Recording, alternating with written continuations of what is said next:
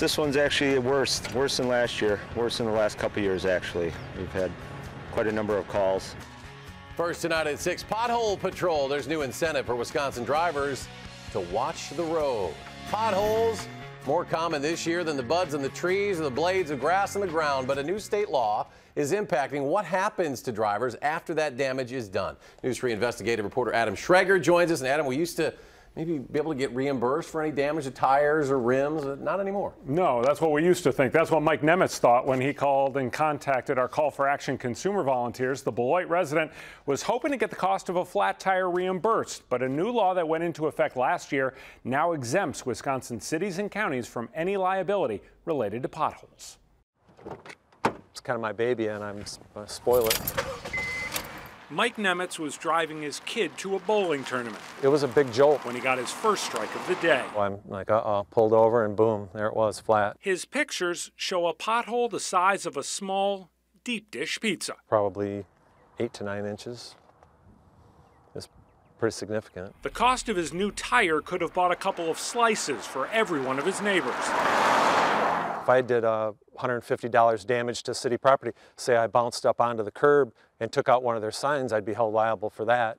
So why aren't they held liable, for the damage that they did to my vehicle? If we hear about a pothole, we get it to the next working day possible at the latest.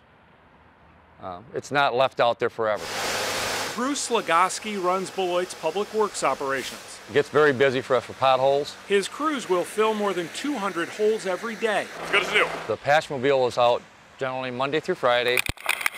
Filling holes in the road, if not in its community's wallets. They can fill out a claim with the city, but the state statute says that we are not really liable. So call your insurance company, they'll be able to help you out a lot more than we can. Ended up bowling pretty well too, but yeah, luckily I was able to shake that off and go bowl, but definitely set me back a little. See the holes filled all up in here. So Mike Nemitz's advice to drivers this spring now runs deeper than how to hit a 7-10 split. Up to you to make sure that you maneuver around the potholes and make sure that you don't hit them, because the city's not going to do anything about it. It was a different kind of hole, a loophole, depending on who you ask, that allowed individual drivers in the past to get reimbursed up to $50,000 for damages to their cars. Wisconsin cities and counties say that's added up to hundreds of thousands of dollars over the last decade alone. The state government, meanwhile, has been exempt since the mid-1800s.